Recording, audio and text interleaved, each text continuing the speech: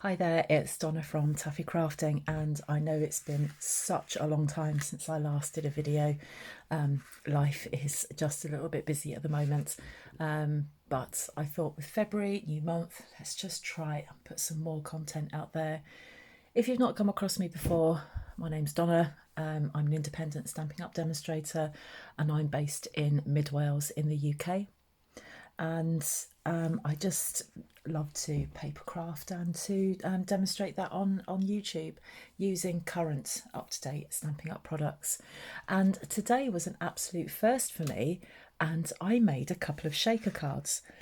And trying to get my crafting mojo back after being away for such a long time and starting to think about, thinking about jacking this all in. It's like, no, watch some YouTube videos, watch some other crafters. And I thought, well, I'm going to have a look and see how to make a shaker card. If something's going to get me back into crafting, it might be that. Watched a couple of videos and it was, right, that's it, I'm hooked. So this was the first one that I made. So this has got a smaller frame on it because I mucked up my last bit of soft succulent card. So I only had a little bit left. But I've mixed this with, this is Evening Evergreen ink on Petal Pink cards, and then I just fussy cut one of the shells. And this paper is Texture Chic. And then I just put some sequins in there. So we have a pack of 3 tubs of sequins. So I think I used the pink and the green for that one. And then I wanted to make a card then that had a bigger rectangle on, but something a lot brighter. So I used the Hues of Happiness card inside, and then I used all 3 colours. So the blue, the green and the pink for the inside of the card. I just think a shaker card is so much fun. I then used the flowers from the Hello Ladybug and punched those out with the medium daisy punch. And then these sentiments come from, got to remember the name of it, Charming Sentiments and the Dies. Absolutely love that bundle. Anything that I've used in today's video, I'm just going to list in the description bar so that you can click on those, and there'll also be a blog post to this as well. This video is part of the Share It on a Sunday series that I do with Crafty Karen Designs and Vicky Lou Designs, and I'll leave links to their projects as well so you can have a look at what they made. So the next thing to do, and even at the point that I'm saying this, 3 minutes into this video, I still have no idea what my card is going to look like. So I'm going to go and find some delicious designer series paper and then decide what sort of card, what sort of shaker card design I'm going to use. Now I'm going to do a similar design to this one, using Polish Pink, because Polish Pink will soon retire, which will be an absolute shame. So it's a beautiful colour, but it is soon going to retire by the time we get to the end of this current catalogue. So what I'm thinking of doing is using the Polish Pink card for the outside of the card. I'm going to go with this Daffodil Delight again because it's so pretty, and I will emboss that again, but I'm going to put some more flowers in this, and my sentiment will be inside with the sequins, and I'm going to heat emboss that. So let's get those out of the way, and we'll start off with a card base. Let's lift my camera up slightly so we can see what's going on.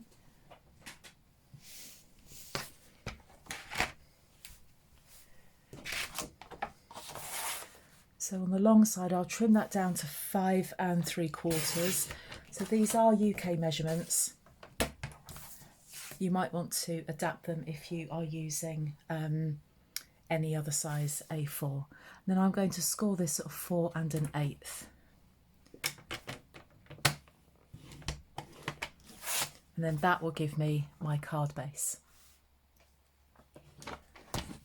I'm going to deal with the frame first, and I want to get a nice bright colour out. So I've got some nice Daffodil Delight, and I'm going to trim this down. I don't know what size I use for this one, but I think I trimmed it down to 5 1/2, hope this is wide enough, this bit of card. 5.5 by 3 7/8. Yep, just about.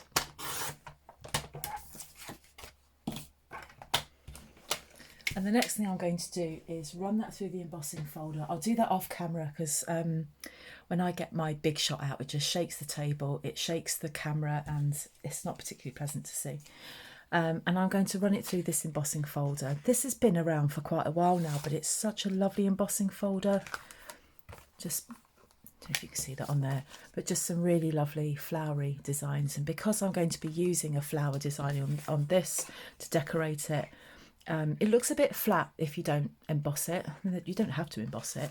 But I just think the frame just looked a little bit, well, just flat and a bit boring. And because on this one, a lot of it was exposed, then it just needed that embossing. So what I'm going to do is run that through there off camera. So I've done that. And there's my embossed, what will be a frame. And that just gives just a little bit of interest. We're going to lose a lot of it because I'm going to take a rectangle out of this, but it just puts some interest and some texture on what will be the outside of this card. And then what I'm going to do is take the deckled rectangle dies. Now this is a set of dies that completely passed me by until a customer ordered them. I thought, well, you know, what's that? I put the order through on her behalf, and when I was going through the order, it's like, these are amazing. They are absolutely beautiful dies. I love them. I don't know if you can see, it gives a bit of a jagged edge. So what I'm going to do is put that on there. Now the first one that I made, let me show you. I didn't put it on very central. Can you see that this bit here is a lot wider than that bit here? I really did make a hash of that. So I'm hoping to make a better job of this. And, you know, a lot of the time I say, oh yeah, I'll just eyeball it. I just can't rely on my eyeballs anymore. They don't work. So let's get that central. I'm not going to get the ruler out. So I'm just holding that down with just some little post-it note things. And then I'm going to run that through my big shot as well. So let's just take that out.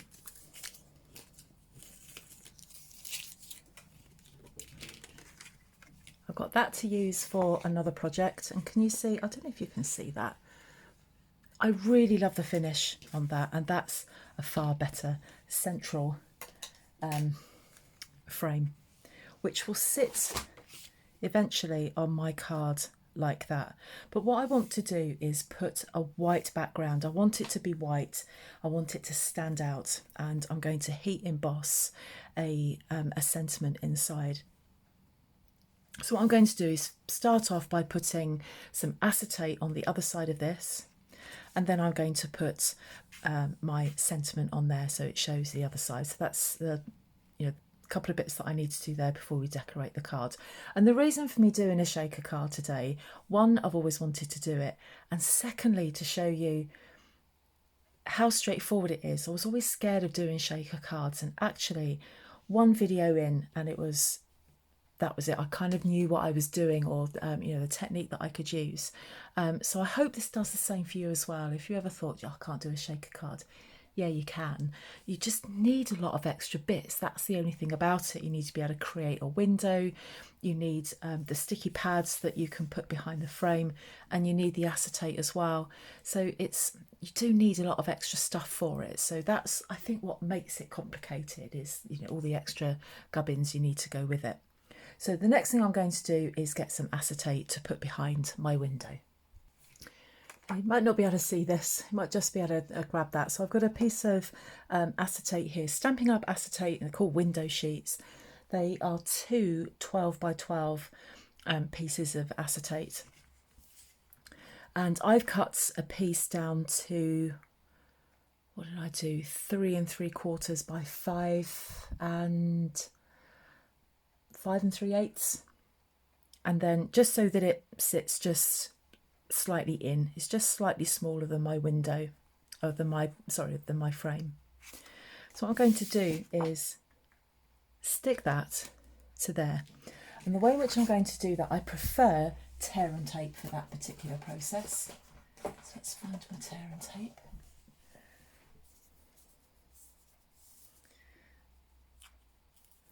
And I'm just going to run that on the back of my frame, and then my acetate can just sit on top of it.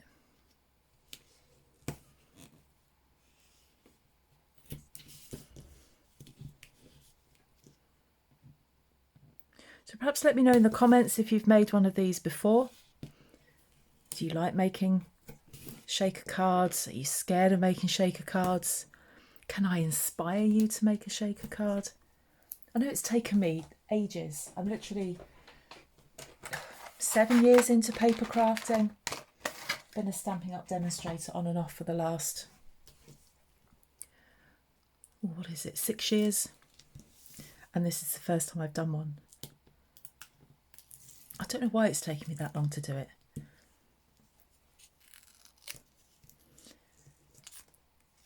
This is sticky, our tear and tape.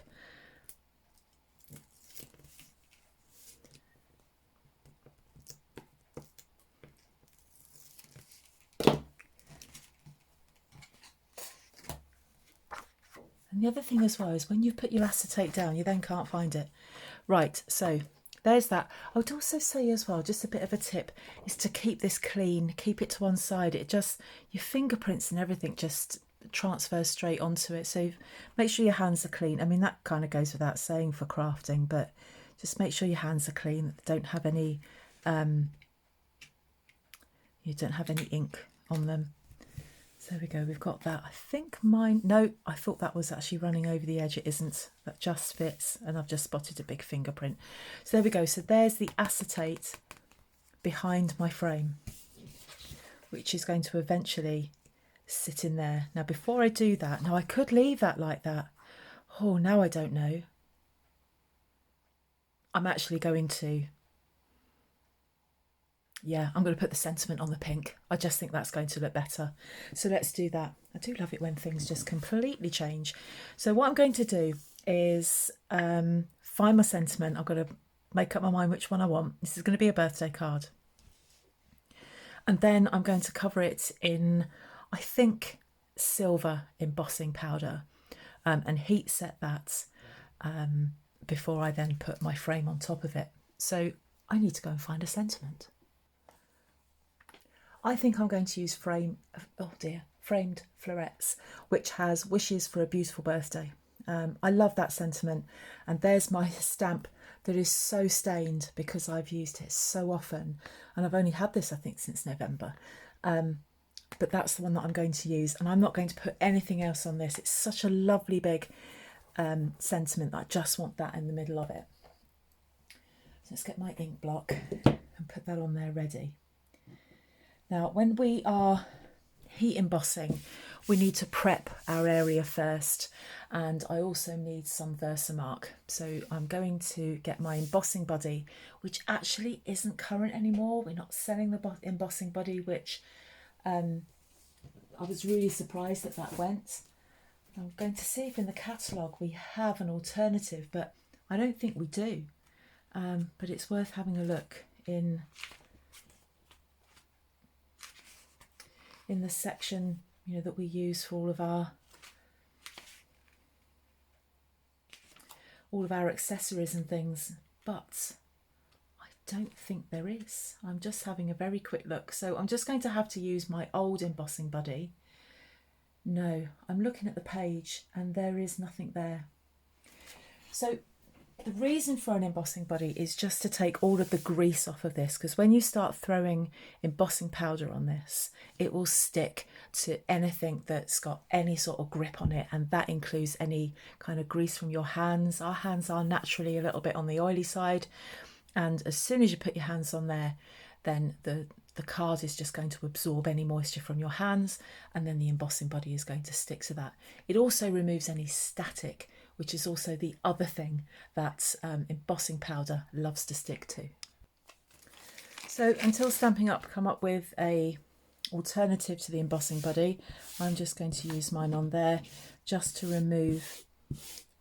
It's really a static remover, but I think as well it just takes anything off that card that's going to potentially want to try and attract our embossing powder. The only thing that we want our embossing powder to stick to is the Versamark, and this is what we use for some things, but mainly for heat embossing. So I'm just loading up my stamp with that Versamark.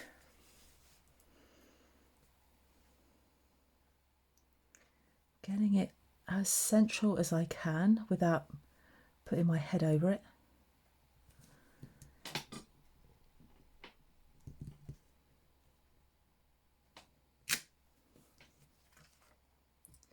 Just putting that in the light, and I can see it. I can see that on there.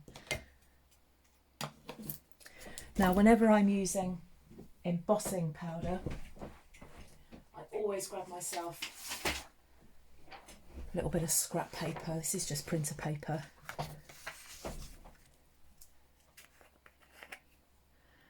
And I'm having this in silver, but you can have this in copper, in gold. We've got black. All sorts of colours now. They do them in packs of 3. Just quickly tell you what colours we have them in. So I think there is the basics range, which is white, black and clear, and then there's a metallics trio, which is copper, gold and silver. And I love the silver. Just tap off the excess. Got to give it a real good tap, because whatever is left on that card is going to get embossed. Just a little blow to get the rest off, and you can't run your finger over it because it'll just all come off, but just get some of that excess off. And to be honest, when you've got your sequins running around in there, you're not going to see if there's the odd bit of embossing powder that's got set by the heat tool. So I'm just going to pour that back in there. Embossing powder goes a long, long way. I do like those little pots that some crafters put it in and they just scoop it over. Such a genius way of dealing with your embossing powder. Right, I just now need to find my heat tool. Right, I've got my heat gun. I'm just going to heat that up. And gradually you'll see those letters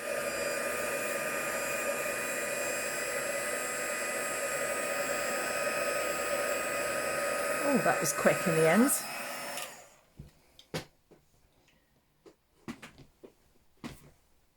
Now you might find, you're likely to find that your card will buckle a little bit. But what I do is I put it in between 2 big books, and it soon regains its original shape. So there we have our embossed sentiment, heat embossed sentiment, and that sits quite nicely in there. So we're going to put that over there like that, but I need it to raise and I need to put my sequins in there. So if I had more time, I would put that just between 2 big thick books, 2 big cookbooks maybe, leave it overnight and just to let it just go back to its original flat state. But I don't have time for that. So what I'm going to do is put some of this foam strip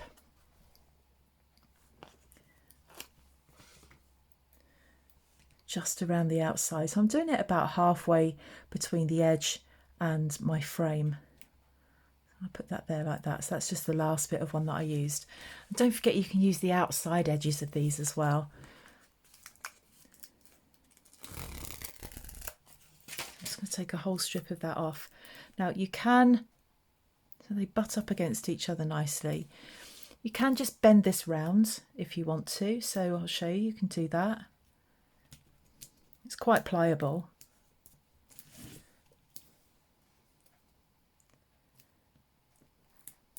Just give it a bit of a press down and it will soon kind of go into shape. It doesn't have to be a completely straight line. Whoops, that's everything just falling over. It doesn't have to be a completely straight line. I would say that you get through these strips quite quickly. So if you make a lot of shaker cards, one pack will quickly get used up. And now we'll just put that there. So if you don't want to bend it round, you can very easily just snip the edge like that, and then whatever's left I then just put on top there like that. So I'm just going to press that down, and I'm going to take this backing strip off here.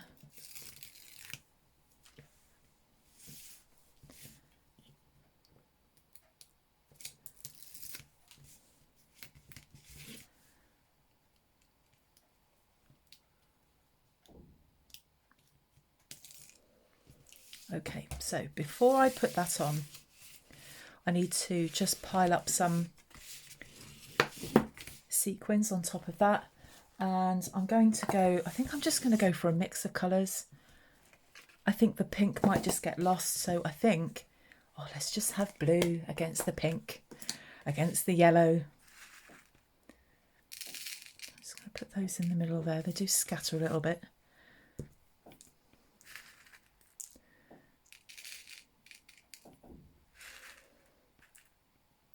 Don't need a huge amount, just enough to make a difference, I think.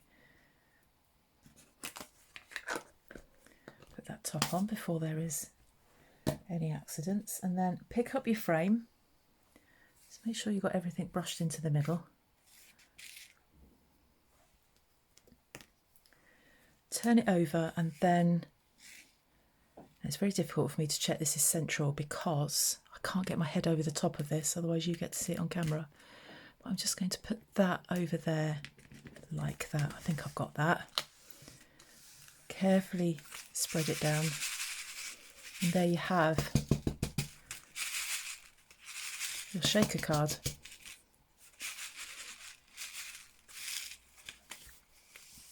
So you get to see your sentiment in there, wishes for a beautiful birthday, and then you can give it a shake, and there they are. Now you could keep it like that, but I think that's just a little bit on the plain side. So I think what I want to do is decorate this with some flowers.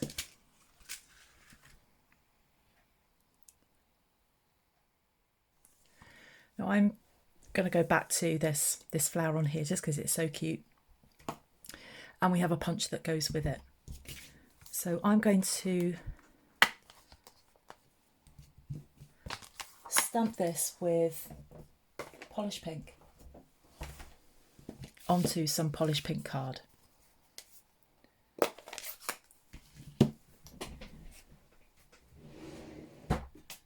I'm just going to get a mat to do that, just so that it stamps properly.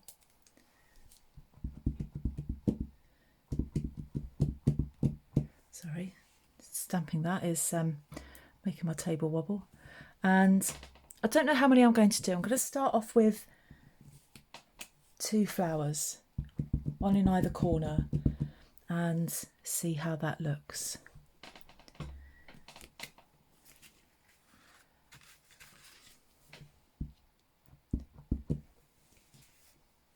I love these medium daisies. They're a nice size, and these flowers, they've just got a nice, the other daisy we had was quite thin. This has got a nice big bold flower to it. The other daisy we used to have was lovely because it kind of had lines on it. They really look like proper daisy petals.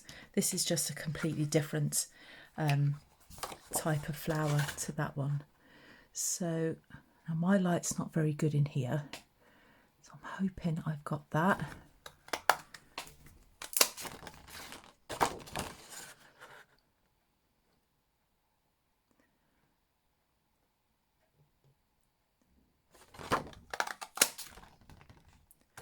have to say, you do need to be a bit strong to punch these out. Punches are great, but if you don't have particularly strong hands, they can be difficult. So you might want to get somebody to punch them for you. Now I'm going to put some gems in the middle, but before I do that, I just want to just bend these a little bit. It just gives them a nice shape. So I'm not folding them, I'm just really kind of bending them against the curve of my fingers.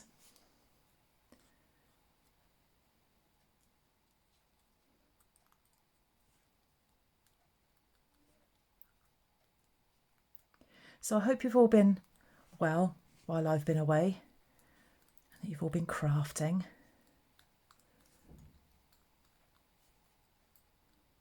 Life for me is a bit busy at the moment. I've got a second grandchild coming pretty much any day now. So I've been helping my daughter move out of our house and into her own. So that's been it's been a bit fraught, to say the least. But she's happily nesting away in her own house, which is very nice. So these 4 flowers will make 2 daisies, and you want to put a blob of glue in the centre of 2 of those. Now I used liquid glue for this because you do need to be able to manoeuvre it, so put that on top and then just move it around. There we are. That's a much fuller flower, isn't it? Now what I want to do is get some of our glossy dots. That's not going to move, that is what it is now. I want something to decorate the inside of those flowers. Not them. Oh, look at that. That big yellow. That's what we need, that big yellow glossy dot.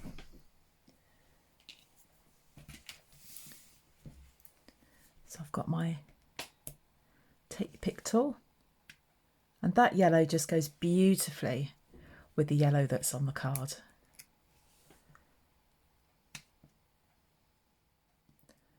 Come on, off you get.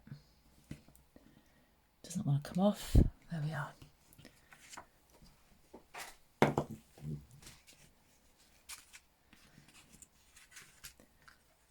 It doesn't need 4 flowers. I think 2 is ample.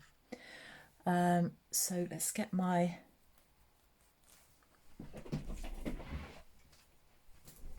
mini Stampin' Dimensionals, and I'm just going to stick one on the back of each of these.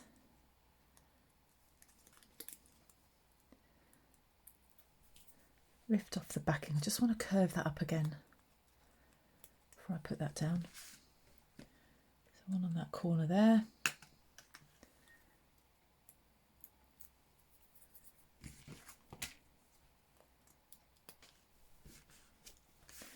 And one on that corner there. There we have it. I'm just addicted to these shaker cards now. I'm going to end up making loads of these. Got quite a few birthdays coming up soon, so I'll probably make a few of those. I've not put the sentiment inside. I'll finish that off later. I'll probably put some yellow or some white card inside and put a sentiment on there. But I hope you like that. I hope you can see just how straightforward that is. You just need a window with some acetate and something that you can see on the other side of it. I've done that with, say, with designer series paper if you didn't want to stamp it. That's quite nice to do that. And all sort of colourways that you can do. Thank you so much for joining me. Please click on the blog post to see details of all of the products that I've used, and there's a link to that in the description bar, and also hop along to Karen and Victoria's blogs as well and see what they've made for the first Share It on a Sunday for February. I'll see you again soon. Bye bye.